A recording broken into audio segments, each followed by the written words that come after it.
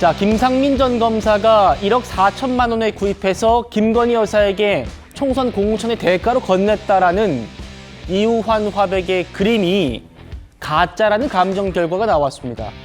하지만 앞서 다른 기관에서는 또 진품이라는 감정이 나온 터라 특검팀도 좀 곤혹스러운 상황이라고 하는데요. 그림을 구매한 김상민 전 검사가 오늘 특검에 출석했습니다.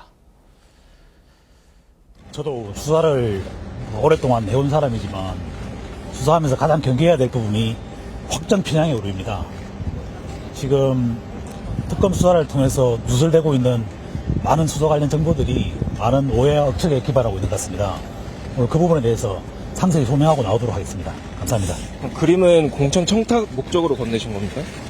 특검 임명제로 김건희 씨가 관여한 건가요? 오늘 어떤 부분 집중적으로 소명하실 계획이신가요? 자, 이게 이제 이우환 화백의 그림이고, 이게 특검팀이 김건희 여사의 오빠죠. 김진우 씨의 장모 집에서 압수했던 그 그림인데, 다음이요.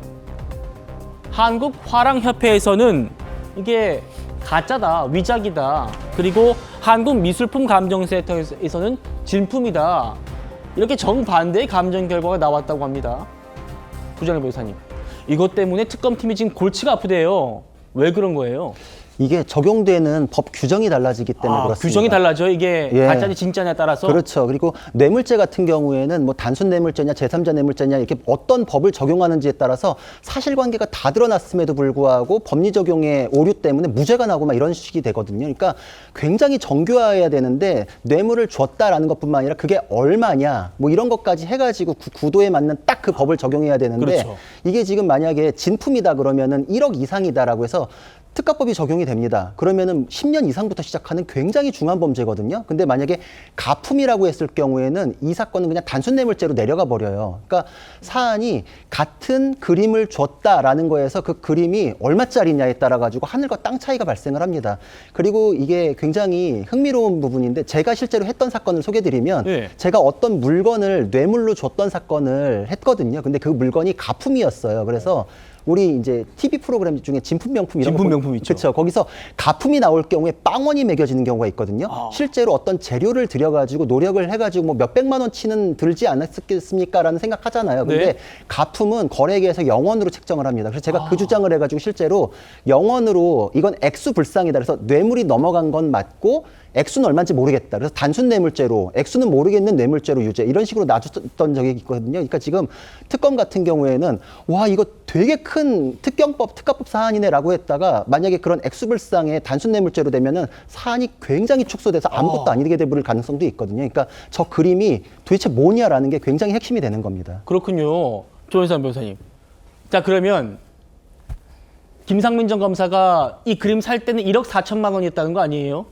근데 만약에 감정가가 감정해봤더니 이게 위작이어서 가짜여가지고 뭐 1,000만 원도 안 된다고 하면 뭐 구자룡 변호사님 사례처럼 0원이라고 하면 그러면 김건희 여사의 이 처벌 수위가 낮아지게 되는 겁니까? 우리 대법원의 입장을 살펴보게 되면 그런 현금이 아니라 현물이 넘어간 경우에 뇌물로 넘어간 경우에는 그것의 객관적 가치를 판단하게 됩니다. 그러면 객관적 가치는 어떻게 매겨지는 것인가? 지금 사건의 경우에는 그림의 가치를 말씀하신 것처럼 감정을 통해 살펴봐야겠죠. 그렇다고 한다면 그 금액이 그 그림이 위작이다. 그리고 금액 가치가 1억 4천만 원보다 턱없이 부족하다. 거의 0원에 근접할 정도다라고 한다면 법원 입장에서는 아마 그 객관적 가치에 따라서 판단할 수밖에 없을 것이고요. 그렇다고 한다면 앞서 말씀하신 것처럼 김건희 여사에 대한 해당 법 조문 자체가 적용 조문 자체가 달라지게 될 것이고 그만큼 처벌의 수위도 낮아질 것으로 보여집니다. 예, 구자룡 변호사님 한 번 더요. 김건희 여사가 큐레이터 경력이 있지 않습니까? 그래서 그림 보는 눈이 있을 거예요. 특검에서는 이우환 화백의 그림 가짜다라고 얘기를 했답니다. 그러면서 뭐라고 했냐면 이우환 화백의 그림은 위조가 많기 때문에 나라면 이걸 안 샀을 거다라고 했대요. 혹시 이것도 형량 때문일까요?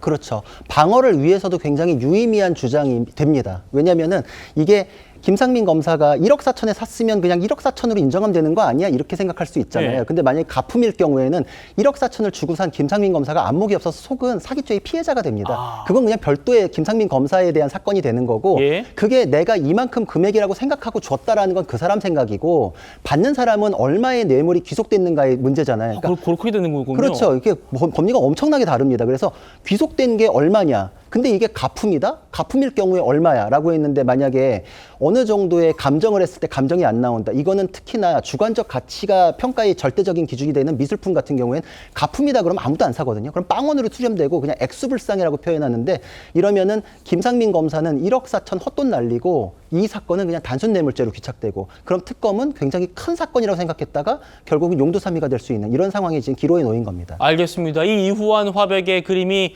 왜 진짜냐 가짜냐가 중요한지 특검팀이 왜 지금 골머리를 썩고 있는지 우리 두 변호사님께서 잘 설명해 주신 것 같습니다.